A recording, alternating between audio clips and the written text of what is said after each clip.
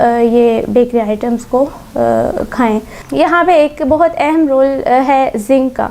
Zinc supplements का या फिर जिंक आप डाइटरी इनटेक के थ्रू भी जिंक को इम्प्रूव करें। जिंक एक तो फर्टिलिटी को इम्प्रूव करता है और उसके बाद जिंक का बेस्ट एक मैकेनिज़्म है कि एक एंजाइम जो इन्वॉल्व होती है टेस्टोस्टेरोन मेटाबॉलिज्म में, उसको ब्लॉक करता है।